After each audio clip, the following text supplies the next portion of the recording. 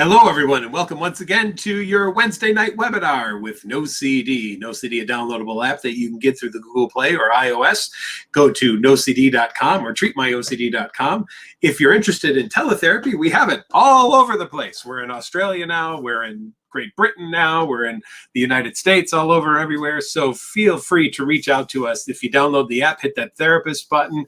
You can get connected to us. If you go online, you can check in and you can have a 15-minute call with one of our clinical advisors who will talk to you about if NoCD therapy might be good for you with one of our NoCD ERP trained clinicians. I'm excited tonight to welcome Dr. Nicholas Farrell. Hello, Nick. How are you? I know you were on here last week, actually, with Jenna, and everyone seemed to love the yin and the yang of the two of you going on here as well, too.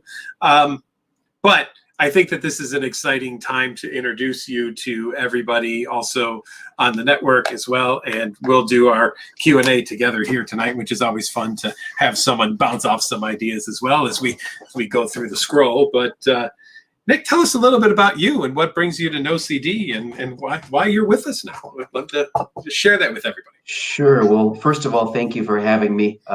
These kinds of opportunities are always, great to connect with the community and try to, share important information for those who might be struggling with OCD or, family members and friends of individuals who are suffering right now. So I always appreciate these kind of opportunities, and thanks for allowing me to hop in.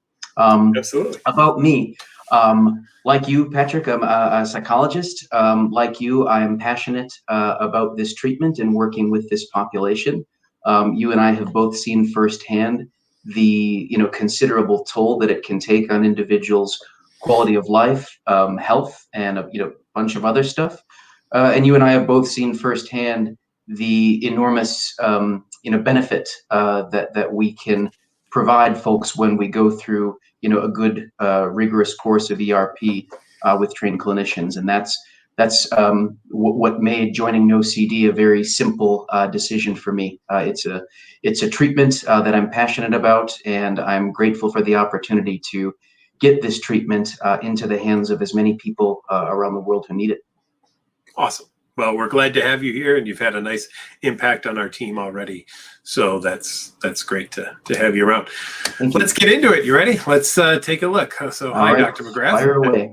Hi, Dr. McGrath and Dr. Farrell. I'm wondering, when one has PTSD and OCD and the intrusive thoughts are related to the trauma, how is this treated? Does NoCD treat both? We can definitely treat both. And, Nick, I know you've done some work too with the co-occurrence of things. So if you want to jump in on that, and then I'll add some things as you go over.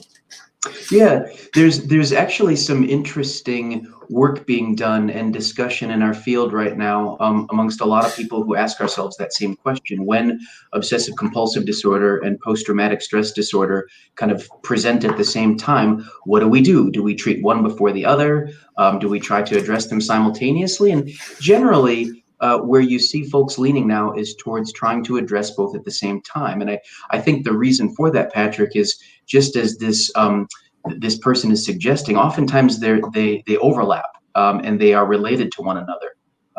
I think you and I have both worked with a number of cases where it may have been a traumatic experience that was kind of the major life event, right, that preceded the onset of OCD or PTSD symptoms, but the symptoms were very much kind of intertwined with one another.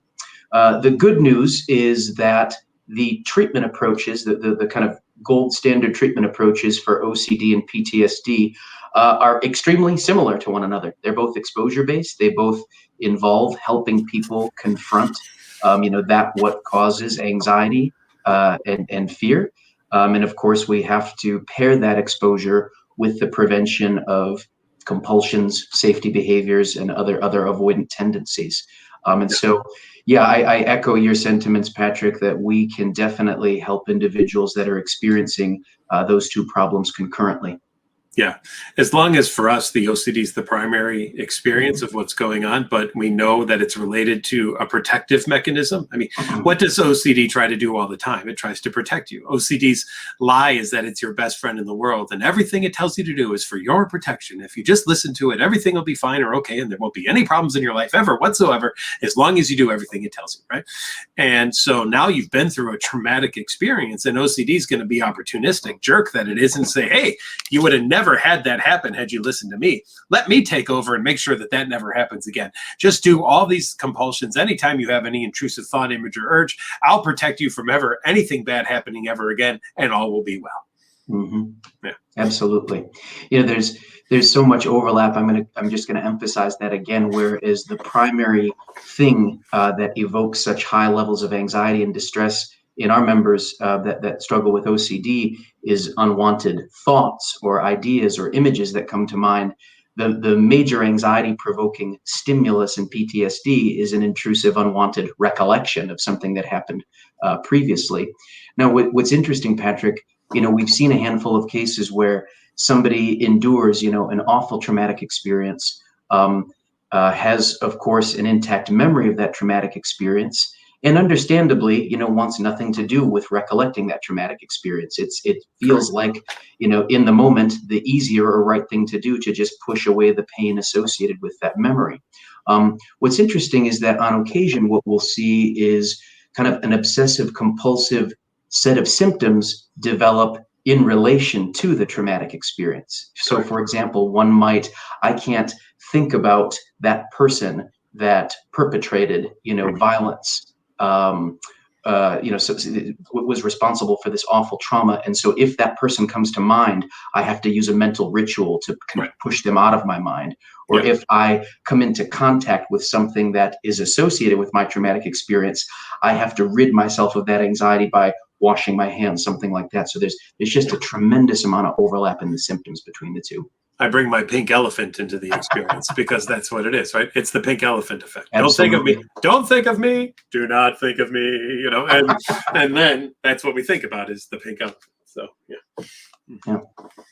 My pink elephant is a random contributor to the to this webinar, by the way. Usually shows up at least once. Guest appearances, huh? Very often, yeah.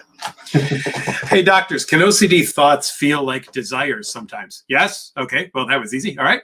Like if I wanted my thoughts when I really don't, like it makes me doubt my intentions.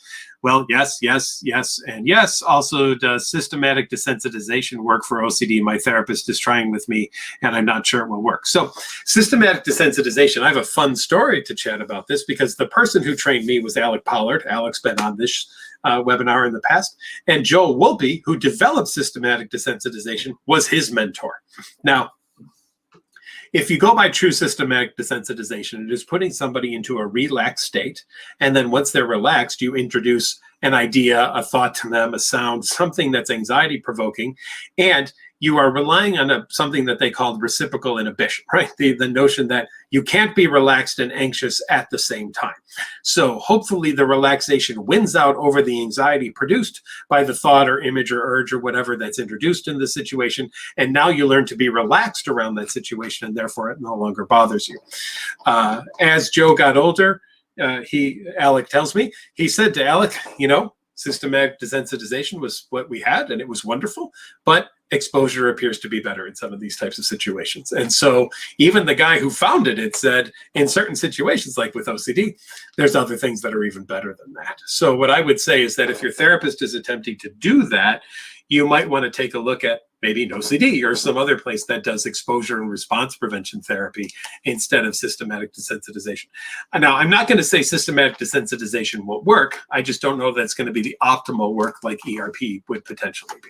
So, but in terms of doubting intentions, I would agree. Yeah, go back to that. I'll let you take that part, Nick. Yeah. Sure.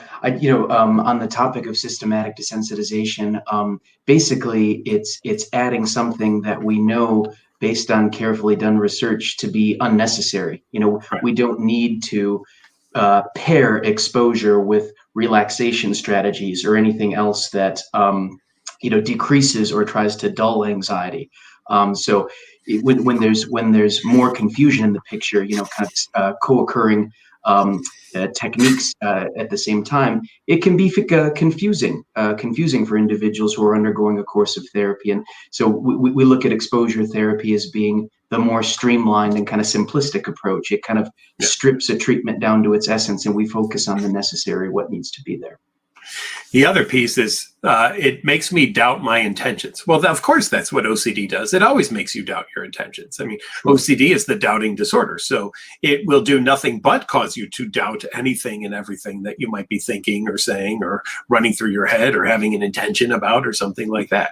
You know, there becomes the idea then in OCD treatment that I have to have the right intention of doing something. Even let's say in religion, if I pray, I must have good intention while I pray. Otherwise, the prayer doesn't count, right? If I do a good deed, it must be for good intention for doing it, not so that I'll win a point and go to heaven more one day because I've gathered enough points or something like that. I have to have the right intentions for doing something. So only OCD would really love to take a look at the intention of everything and evaluate what your intention score is as you're doing something. I recently started therapy, thanks to me. Oh, well, thank you, Haley. You've been wondering how ERP works by making you sit with uncertainty without compulsions if you already technically do that anyway. How is it effective? Yeah, great question, I think. So when you say that you already do that anyway, I'd be interested in hearing a little bit more about that. But the whole goal is we don't want you to sit necessarily with uncertainty in the sense that uncertainty is bad or good. I mean, uncertainty is uncertainty. We all live with uncertainty, right? So I just want you to learn that it is okay to be uncertain and still do things anyway. So maybe sitting with it is really the problem. Maybe it's doing something. If I have to sit with the thought of getting in my car and not knowing if it's going to start or not, that's one way to go about treatment. But the better treatment would be, I'm going to get in my car and drive and see what actually happens, knowing while driving that I'm uncertain if my car is going to work the entire time that I'm driving, right? I would rather people be out and actually doing things. So we can start with sitting with the discomfort, thinking about something, but I think great therapy moves us into the action of being uncertain in any good situation to learn that we can handle the situation while being uncertain about the situation. Absolutely. You know, we know that exposure tends to be more effective the closer which we can approximate real life scenarios. And so, you know, seldom do we find ourselves, you know, just kind of contemplating some type of situation that involves inherent uncertainty. It's usually when we're, as you say, Patrick, going about our normal day-to-day activities, and, you know, trying to live our lives, that life throws curveballs at us sometimes, right? And we have doubt and uncertainty that comes to mind, and that's really what we find the best way to approach it. But, you know, with what we call in vivo exposure, we get up out of our chair and go do the things that confront that uncertainty. I could worry every day about having a flat tire and going out and checking my tires every night to make sure the tire pressure is okay and do all those things. Or I could just live my life and knowing that once in a while, I'm going to go out in the garage and there's going to be a flat tire. And the day that it is, I'm going to take care of it. And will it be an inconvenience on that day? Sure, it will be. But you know what else will be an inconvenience? Checking my tires every single day, doing all these rituals around checking my tires and spending maybe an hour a day on that versus the people who don't spend an hour a day on that. And on the day that their tire's flat, they call AAA, they come out, or they get the pump going, they fill it up, they put that can of stuff in it, it fills the tire, they drive to the store, they get the new tire, and they take care of it. Right? Which would be more efficient use of time in your day-to-day life? Dealing with the flat tire the day it comes versus spending an hour a day checking to see if you might have a flat tire or not. That's just one example. Mm-hmm. All right. Hi, docs. I've been having trouble with moral scrupulosity. Oh, one of my favorite things to work on, moral scrupulosity. For those of you who've watched the 3-part IOCDF John Hirschfield discussion that John and I had about moral scrupulosity, that's very fun. And by the way, we just got accepted to the International OCD Foundation virtual conference in October. And I think we titled our talk, "Two Absolutely Immoral People Talk to You About Moral Scrupulosity." And that will be John and I's talk. So very nicely titled. Yes, it's wonderful. I'm excited. Alexander says, keep second guessing myself and my values and my beliefs? How do I accept myself for who I am, and how do I keep functioning while dealing with uncertainty? Well, I'm going to go back to what I said in a minute, and Nick, please jump in here too. But all of us deal with uncertainty on a daily basis. Absolutely everything we do has a level of uncertainty. Every step I take means I could trip, right? Right? It could happen. Right? Every time I turn on my computer, it may not start. Every time I launch this webinar, it may not work. There is a chance my internet will go out halfway through the webinar today. It could happen, right? I live in a world of 100% uncertainty. And what I mean by that is I don't have a 100% certainty about anything. I think I've got a 99.99999% certainty about a lot of things in my life, but I don't have a 100% certainty about anything in my life. And therefore, the question, I think, is moot in some ways. How do we function while dealing with uncertainty? That's all any human being ever has done, is function while dealing with uncertainty, because we've never had absolute certainty about anything whatsoever.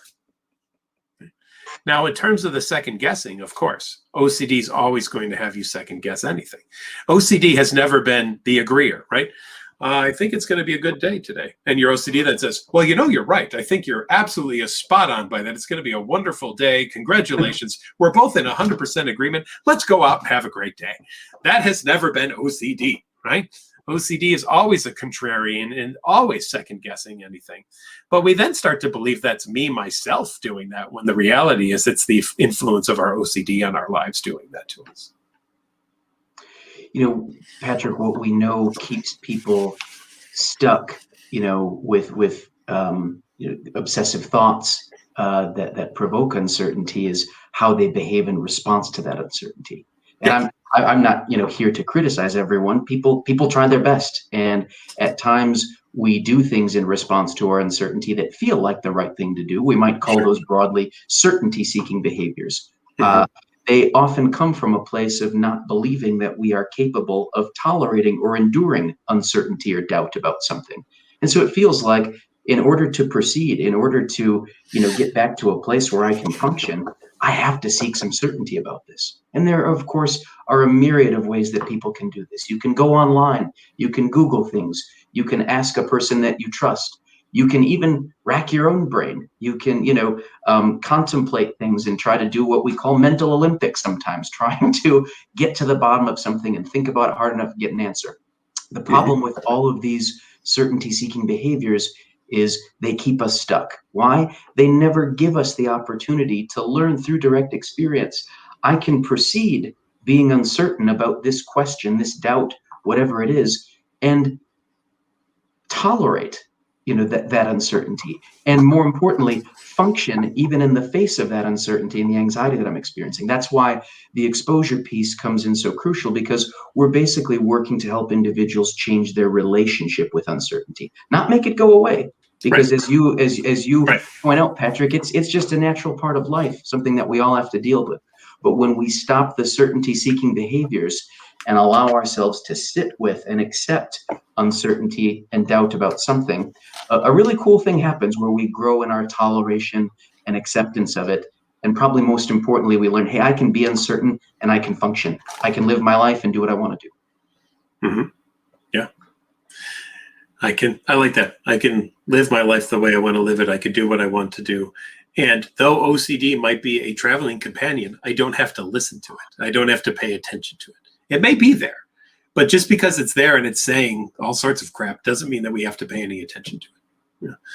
Yeah. I think any parent is probably great on this in car rides. There comes a point where your kids are like, are we there yet? Are we there? And you just tune them out and you don't even hear them anymore. You're just kind of, oh, it's lovely here in rural Wisconsin as we drive through or something like that. Right? So, yes. All right.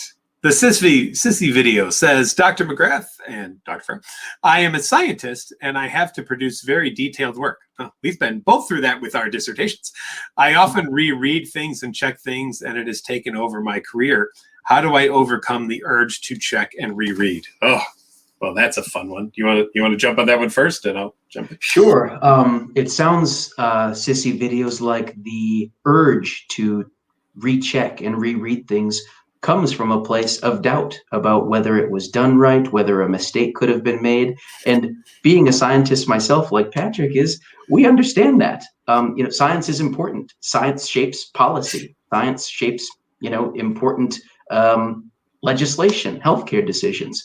We do have to be careful with science. And, like everything, there comes a point where there can be too much of a good thing.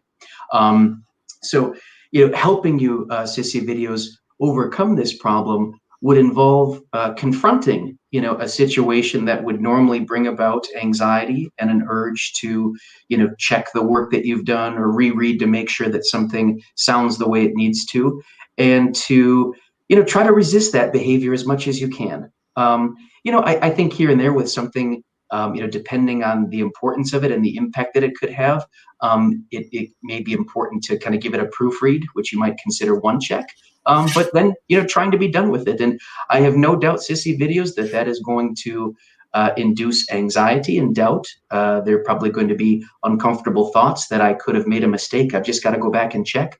It's going to be so important for you to do your best to resist that, because again, I'm going to come back to a really cool thing will happen. You will learn that you can tolerate that doubt, that uncertainty, that, we never have 100% guarantee that the work that we've done is mistake free. There always could be an error, and learning to, proceed and move on is the way that we can accept that. I think about one of our colleagues who came out 2 years ago, or maybe it was 2 or 3 years ago. Stefan did this with a retraction on a paper. He published a paper, a whole group of them, and someone else reanalyzed the data and they found a mistake. Yep. And he was so gracious in his retraction of his paper and said, thank you so much for discovering this. And we pull this data back and we are going to have to reanalyze this paper now. And I remember seeing him at a conference and I shook his hand and I complimented on how gracious he was about that. It was not an ego hit to him or anything of that nature. He was very, very appreciative of the fact that somebody discovered that he had a flaw in something, right? Yeah. Nick, it's a great example of how, one can learn through direct experience that even if, their core fear, oh my gosh, a mistake in my science, is actualized, sometimes the outcome isn't quite as treacherous or unbearable or intolerable as we make it out to be. That's why there's a lot of there's a lot to be said about helping people oftentimes confront the very outcomes that they're afraid of, because we can learn, hey, that sucked, and I got through it. And I tolerated it, and I got through it better than I imagined I ever could. There came a point in my dissertation where I had to pick a day and decide I was not going to check more references, because every time I read another reference, then I would look at the references of that reference, and then I'd find more references, and then I'd look at those papers, and I'd find more references. I think my dissertation had 257 citations, if I remember correctly. It was that number sticks in my head. That sounds about right. Yeah. And it just, there had to come a point where it was like, okay, we're done. That's it. No more citations. We're publishing, we're going to hand this to the committee. It is as good as it is going to be right now. Now, Nicholas, I don't know if you know this, but I could actually beat Usain Bolt in a race.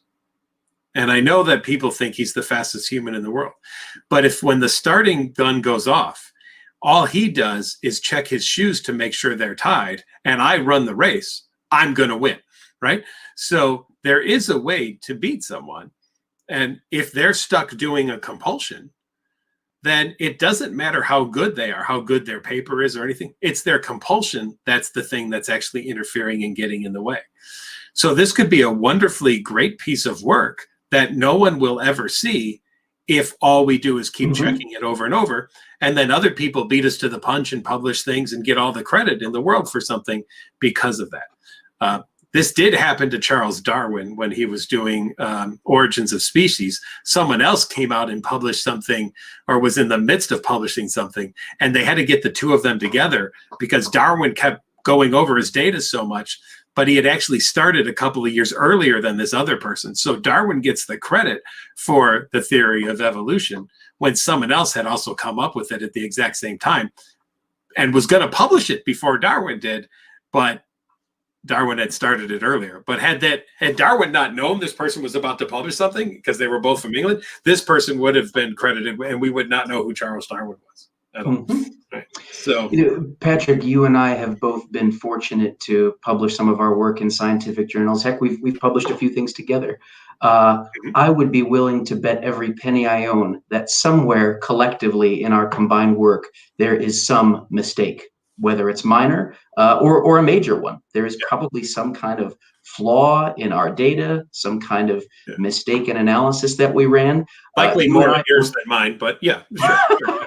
You and I both have to live with and accept that uncertainty every day. And fortunately, it sounds like we're not feeling like we need to reread or recheck or go over the work. And that's allowed us to come to a place of acceptance of that uncertainty. And so, Sissy videos, I empathize, because I know what that's like, to have the doubt kind of gnaw at you that you could have made a mistake. And to the extent that you can, if you can work to prevent those rereading and rechecking and other what we call safety behaviors, we think you'll notice a big improvement in your ability to accept the uncertainty and feel less anxious. Correct. Reminder, everyone, tonight's webinar brought to you by NoCD. NoCD, a downloadable app that you can get through Google Play or iOS. Please reach out to us at nocd.com. And if you're looking for teletherapy, we have it all over the country in the United States. We're in the UK and Australia right now. And we do take lots of insurances as well for coverage as well, too. So please reach out to us if you're looking for help. Andy says, I find urges a lot more scary than thoughts. It's hard to say if you really want to do it or not, like running Simeon over. Don't know who Simeon is, but, okay. Maybe you meant someone. Maybe. Oh, maybe someone over. Well, it could be. Maybe someone named Simeon. Who knows? Could be. Can't get over urges. How can I live with criminal urges? Help me. Back when we were doing more live therapy and things before we went into our virtual world with COVID and everything, I remember working with someone who had an urge to push people into an oncoming train. And she stopped taking trains because she thought, since I've had this urge to do this, now it's likely that I will actually do it. And if I actually did it, I would, of course, go to jail and have been convicted of murder of someone and just horrible, grievous intentions and things of that nature. I took her down to a train track. I stood a foot from the tracks. I spread my legs apart. I put my hands behind my back. I had her put her hands on my shoulder, and for 3 hours told her to push me into every train that came by, to get her to recognize that an urge did not mean that she was actually going to do something.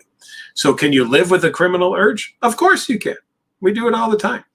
I don't know about you, Nick, but if anyone cuts me off in traffic, my first thought is, I'm going to ram my car into your car just for doing that. That would be a criminal urge right there. So I personally have criminal urges. I'm going to say it out loud right here on the webinar. I experience criminal urges. But you know what? Not at all bothered by them whatsoever. And that's the difference between people with and without OCD. People without OCD go, oh, that was weird.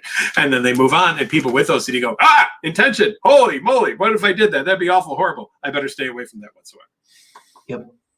I think you've hit the nail on the head here, Patrick, that just like ERP can help us to learn through experience that thoughts have no bearing over behavior, neither do urges. And that is something that we guide our members in learning through ERP. I remember working with somebody, Andy, who described a similar phenomena to what you're describing. She told me that when I go visit my 93-year-old granny in the nursing home, and I get an urge right then and there to do something awful, like push her down the stairs, the anxiety is overwhelming. But when I'm sitting in your office right now talking to you about it, just having the thought, it doesn't seem to bother me much. It's only when I'm there live in the situation. And that really, Andy, emphasizes how we need to take exposure therapy where it needs to go. It would have been no good for that member to just, sit in my office and do imaginal exposure to pushing Granny down the stairs. We had to go visit the nursing home, put hands on Granny, and find out what happened. Yep. make granny fly, right? I mean, that's kind of the thought. There we go. And does it happen?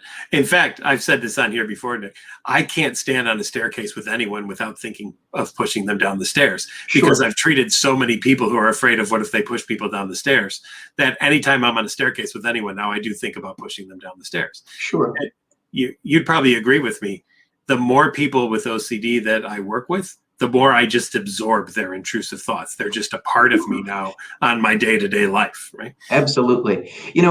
A lot of times when I talk to people that maybe aren't as familiar with exposure therapy about what you and I and our colleagues do for a living, I get questions like, aren't you afraid, that something actually bad could happen in one of these situations?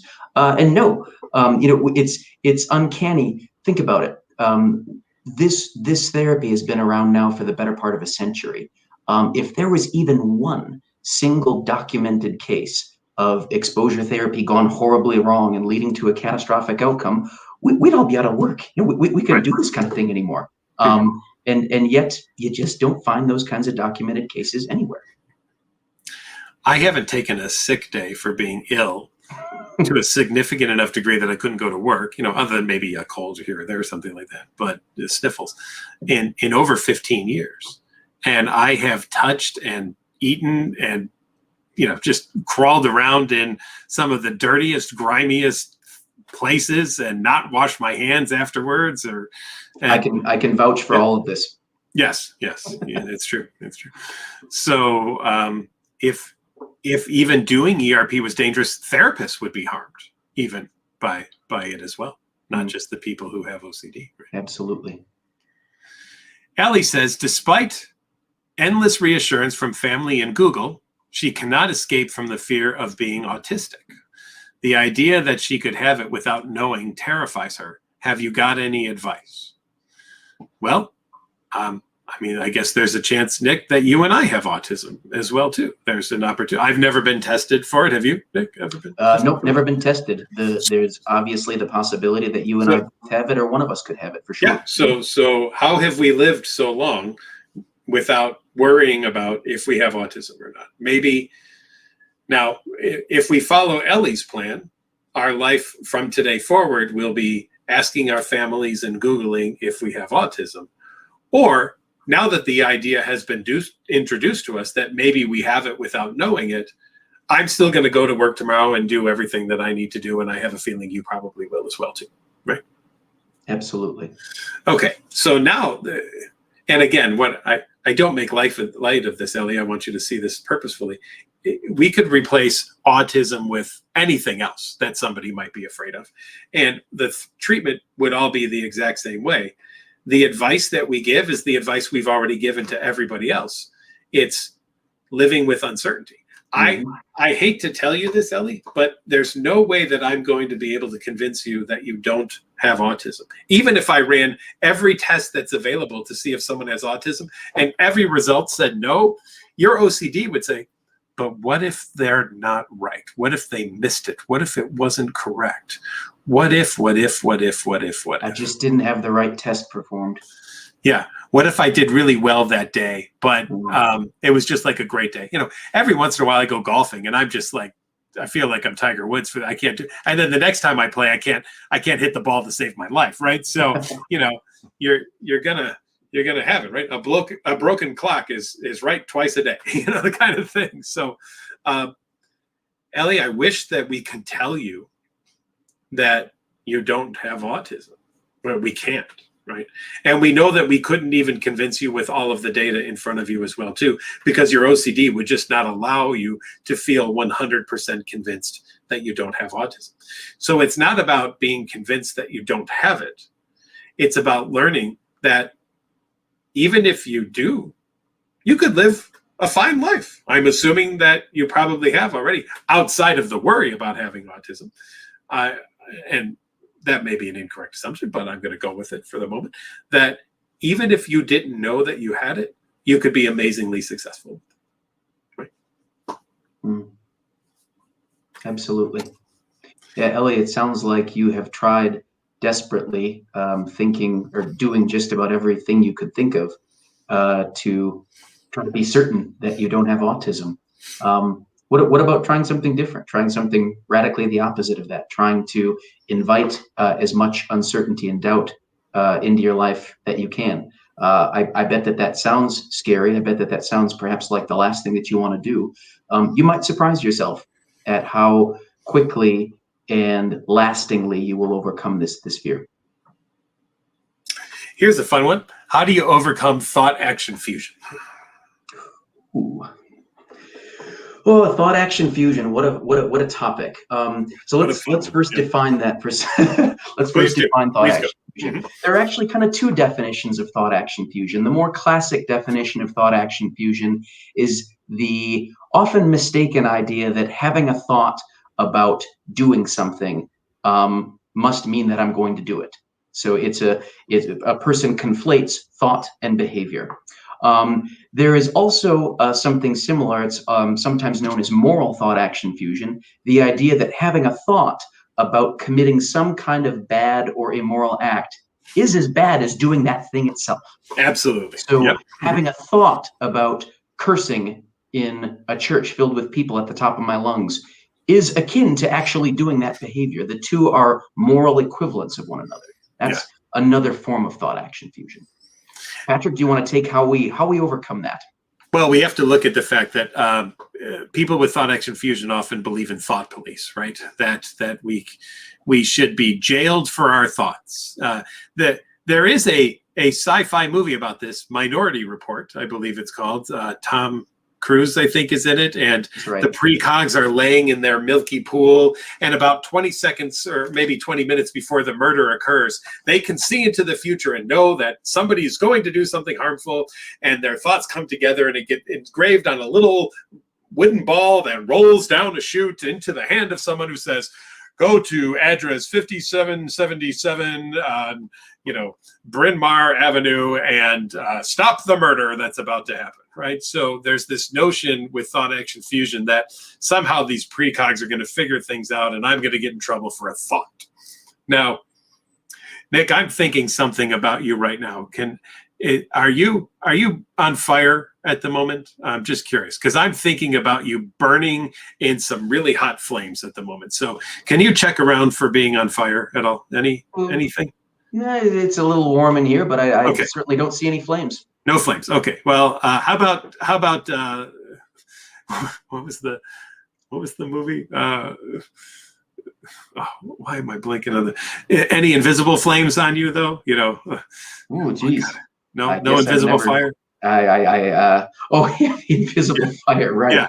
Yeah. He's got the invisible fire. Yeah. That's Ricky Bobby, yeah. Ricky Bobby, yes. The Ballad of Ricky Bobby. That was no invisible fire. No invisible fire. Okay. Yeah. So I'm wondering if I'm not thinking hard enough then, because I am seriously thinking about, in fact, there's 94 people watching. Could all 94 of you think about Nick just bursting into flames, spontaneous combustion occurring?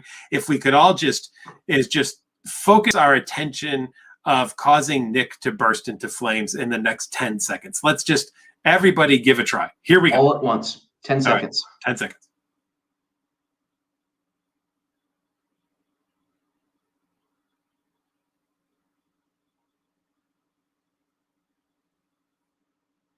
You seem to be not on fire, Nick. No, the temperature didn't even rise slightly. Okay. All right. So how do we overcome thought action fusion? I think one way that we work on overcoming thought action fusion is recognizing that our thoughts don't equal an action. And we make that into exposure and response prevention. We test it out. We see that that's actually the case. And we take what seems like a risk and actually do that to challenge things and learn that we can actually handle the things that pop into our head and don't have to look at them as being actions. Anything else you want to add to that? Well, I think having worked with folks with that moral thought action fusion piece, the playbook is very similar, but it can be a little trickier. I've worked with folks that might say, Nick, I am fearful of having a thought. I'm gonna borrow your example, Patrick. Having a thought about pushing somebody in front of a moving train.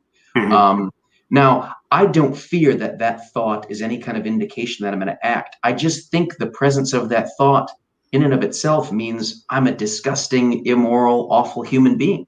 And so how do I overcome that? And that's trickier. I can't do an experiment, right, to test out whether a thought means you're a bad person, because there's no way to answer that question. Right. What we do find is that people that struggle with that moral thought action fusion piece are usually trying to the best of their ability to prevent having any kind of thoughts that they fear would render them a bad person. And so through exposure, where we confront those thoughts and allow ourselves to have them, what's interesting is that I've seen so many people become more accepting of this idea that maybe my thoughts do mean something bad about me. Maybe they just mean I'm a human being who has intrusive thoughts like anybody else, and that's the way it is. And so we're better able to accept that uncertainty about what the meaning of those thoughts is. Yeah, I think it's always fascinating that people give thoughts as much power as they do, right? But if you look at history, there was the whole, like, the Inquisitions and everything, where people were punished for ideas, right? I mean, people were jailed. Galileo was jailed for saying that the Earth was not the center of the universe, right? And how dare you do that? That's a horrible, awful thing. That's a bad idea, right? I'm hoping that we're recognizing now that we don't punish people for ideas. It's taking a look at having an idea doesn't make someone do an action even. Right? Yeah. Okay. So there's the goal. All right. Joy says, hi there. Can relationship OCD latch onto my boss? I'm scared to tell her the smallest lie because I'm afraid to betray her. I don't know if that would be relationship OCD necessarily, but it could definitely be, there could be a moral aspect to that as well too. What if I were to lie to someone? So, but yes, OCD can latch onto anybody. I don't necessarily know the label on it there, but it will definitely latch onto anybody.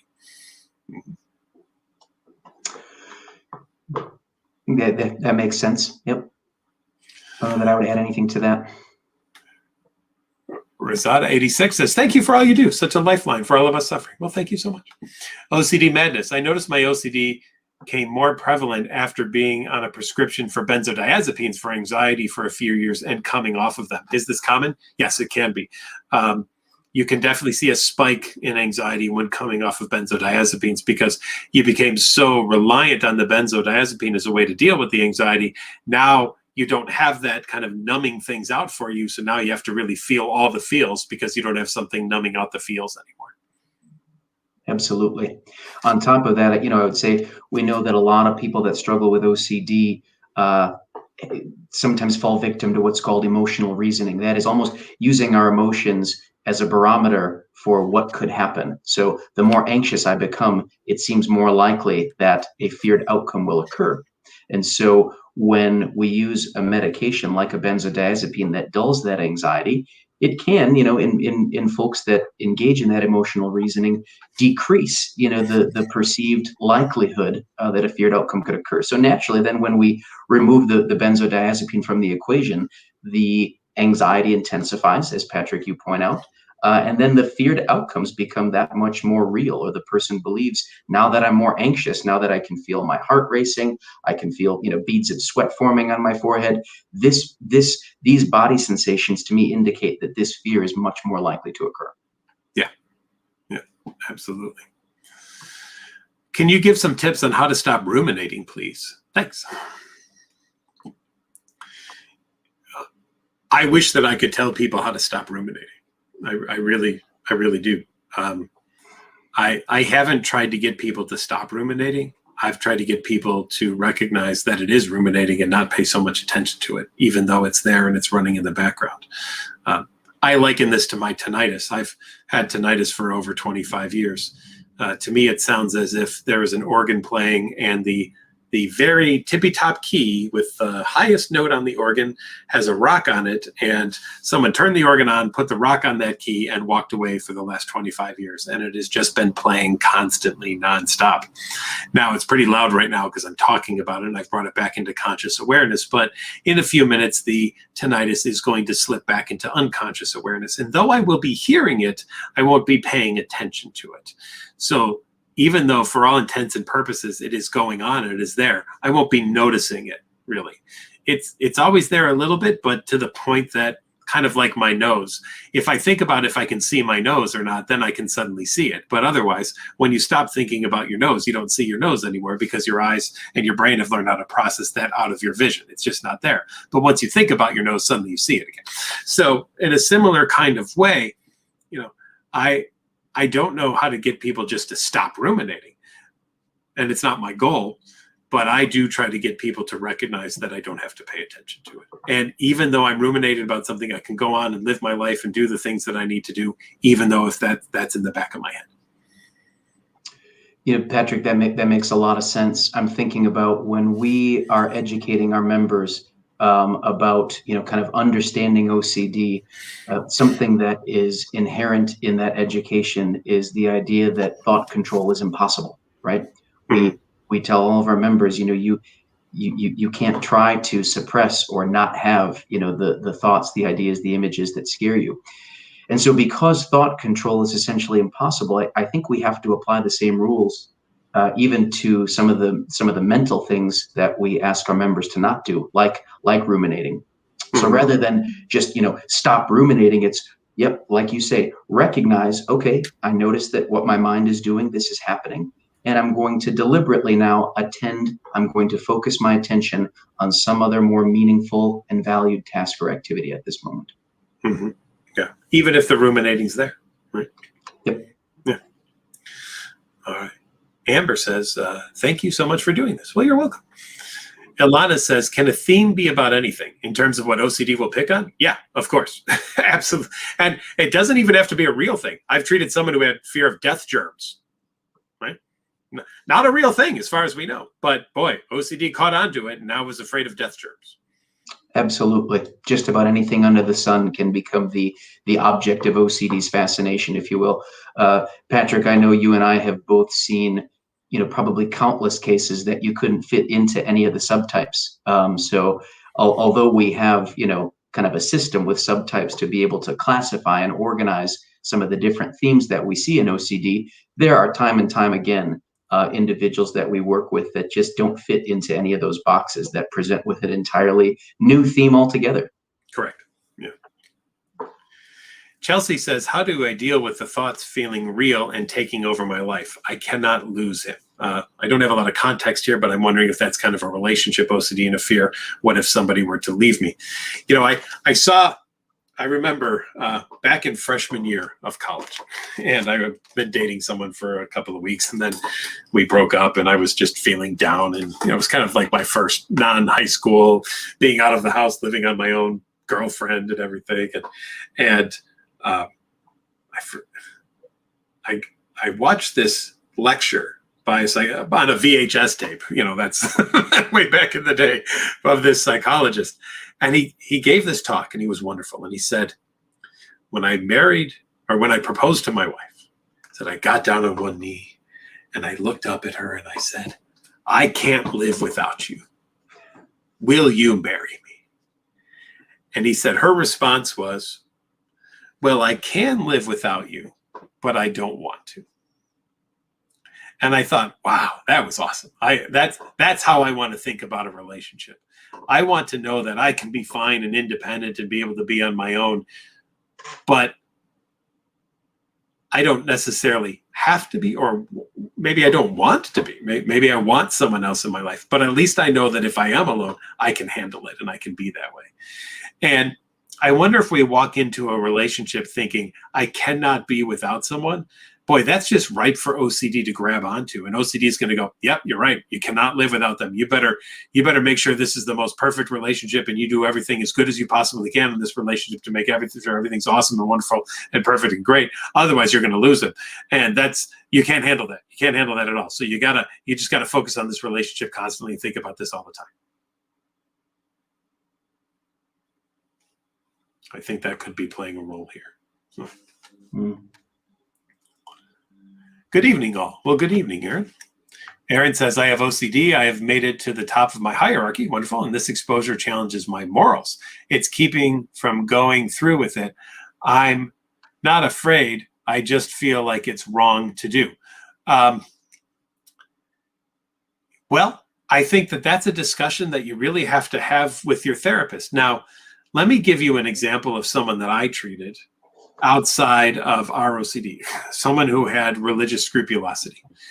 And when they came in to see me, their life was ruled by every decision and everything they did had to be for their deity. And if they didn't do it, it was a sin, which got to a point where it took about 10 minutes just to get out of a chair, because they had to say, dear God, please know that I'm getting out of this chair and I do it in your honor and name. Should any thought pop into my head while getting out of the chair that goes against you, know that I don't mean that and that it's the devil, or, all these things ruling into my situation, and blah, blah, blah, blah, blah.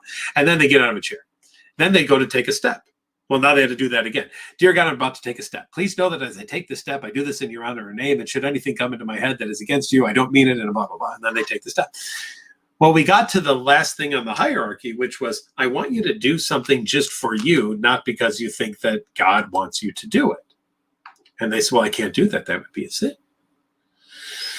I said, well, then we're kind of stuck here, right? Because there are plenty of people who do things, even pastors and priests who do things just to do them, not because God has okayed it or not okayed it, right? And he said, I'm not willing to do that. And my response to him was, my fear will be you're going to be back here in a couple of weeks, kind of back to square one again. He said, no, I don't think I'm going to be. Well, sure enough, 2 weeks, he was back pretty much to square one. I wasn't asking him to sin according to his religion, because even when we consulted someone who was a priest or a pastor in his religion, they even said, well, that's ridiculous. Nobody does that. I don't even do that. I just wanted him to go against what the OCD wanted. But OCD was interpreting the religion through the lens of OCD, saying, no, this is what the religion demands, when the reality was, it was what the OCD demanded. So, Aaron, I'm wondering if this is really an immoral kind of issue, or is it something that OCD is putting its foot down and is saying so deeply and fervently, no, unacceptable, bad. But maybe if other people do this thing, Aaron, maybe it's not actually that. It's the lens of OCD that we're actually dealing with here. Aaron, let me first say that exposure and response prevention, what Patrick and I have been referring to as ERP, while it is led or guided by a therapist, ultimately it is the client who determines, kind of how far we go. And so whereas that final decision will be yours, I think Patrick's words are important to consider here about what is really kind of standing in the way of tackling that top level exposure. Now, I want to point out that having worked with a lot of clients, Aaron, with similar situations, a lot of times I think there's confusion that doing this exposure means this becomes part of me or part of my lifestyle. And it doesn't necessarily have to be that way. So, for example, when I have worked with individuals who are extremely fearful of offending others, sometimes the top level exposures on the hierarchy are doing things that are pretty darn rude. Does that mean that I want that person to go forth in their life and be rude to all people and be comfortable with that? No. But Aaron, we all have off days. None of us are perfect, and we all at times slip, from our moral standards or principles. And rather than that be experienced as a catastrophe that you can't bear or tolerate, we'd like to help you learn through your experience that even if you slip, because you're imperfect like the rest of us, you're going to be able to get through that. You're going to be able to accept yourself for who you are, knowing that maybe I made a choice or did something that runs counter to my morals, but I can accept that and get on with my life. Awesome. Awesome. Dave says, I can't stop thinking of the past. Have I done something illegal in the past? I don't remember, right? Will I do something illegal in the future? I try to go over the past and remember everything I've done. Well, I'll admit I've done illegal things. I have gone over the speed limit. I have changed lanes without using a turn signal. I have probably turned a few times on right when I wasn't supposed to. So right there are 3 illegal things that I have done that I will admit to out loud to everyone tonight. I have done illegal things. So now I'm wondering, what is it that I need to be afraid of and worried about that I have admitted to having done illegal things? What will happen to me because of that? Or does OCD say, well, traffic's not a problem, but what if I stole? And you'll notice all of these things, Dave, I'm going to bet for you, all start out with 2 words. And those 2 words are what if, followed by any worst case scenarios you can possibly live in. Guess what? What if is a massive waste of time, right? Massive, massive waste of time. I haven't found a what if that's worth going down a rabbit hole for an OCD ever, right? So, Dave, you've probably done illegal things. Like if you've gone over the speed limit, you have. So now, how about this? Instead of trying to wonder if you've done something illegal, you could be like me. And Nick, I'm going to bet you've gone over the speed limit too, maybe? Oh, on a few occasions. Okay, so congratulations. We have a bunch of people here tonight on this webinar who have done something illegal. We are surrounded by people who have done things illegal. How much more do we need to worry about that?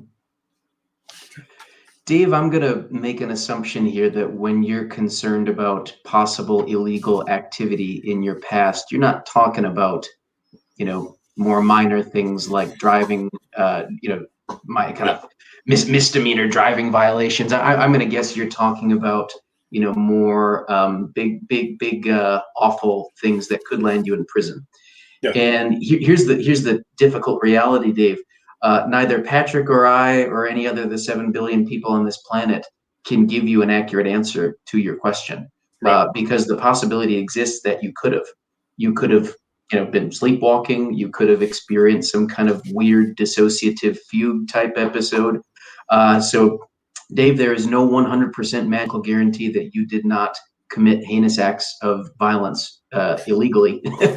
Which is interesting you say that, because we've had people on this webinar who have said, how do I know that I didn't do something while sleepwalking or in some weird kind of altered state or something? So it's funny that you say that, because that is something that people bring up all the time. Of course. So Dave, overcoming this problem is going to mean going back to some of the things that Patrick and I spoke about earlier tonight. At the end of the day, you're confronting uncertainty, doubt over something that could have happened in the past. There is no answer to your question. Unfortunately, you will never know. You've got to find a way to get on with your life, stopping pushing away the uncertainty and the doubt, stopping seeking answers, and learning to live with that uncertainty kind of in the backseat of your car. Yeah. Again, theme of the night, uncertainty, all of which all of us live with, right? Shocker. OCD and uncertainty. I've even told the story on here of a fight that I got in once. The police said, well, it was self-defense, so good job, right? But other people in maybe a different town or something might have said, well, you're going to jail, right? So things have happened. Right? Mm-hmm. Final question for the night from Toy. I have seen great success with ERP. What is so frustrating is when I have a harder outside stressor going on, I find it almost unknowingly that I'm slipping back into repetitive compulsions. How do I kick that to the curb? ERP on a daily basis, right? Don't rely on success from ERP and be done with ERP. Do an ERP on a daily basis. One thing that I've said to my patients that I've worked with is, I want you to write down on index cards different ideas for ERP. I want you to get a whole stack of them. Every morning, I want you to shuffle them. I want you to pick one random one out of them, and I want you to do that ERP that day. Somehow figure out how to put it into your day, so that on a daily basis, you're showing yourself, I can handle difficult situations. So then when stressors come, you've already done ERP on a daily basis purposely. You've made it a part of your day to practice. Eric Johnson, fabulous guitar player, opened up for Rush on one of the shows that I went to. Rush's greatest band ever, by the way. And so I saw an interview with him, and he said it was amazing. He said, I still practice guitar at least 4 hours a day. This guy won a Grammy, and he still practices 4 hours a day in this. So, you don't become good at something and then say, okay, I've reached the pinnacle and now I'm done. You practice and you practice and you practice.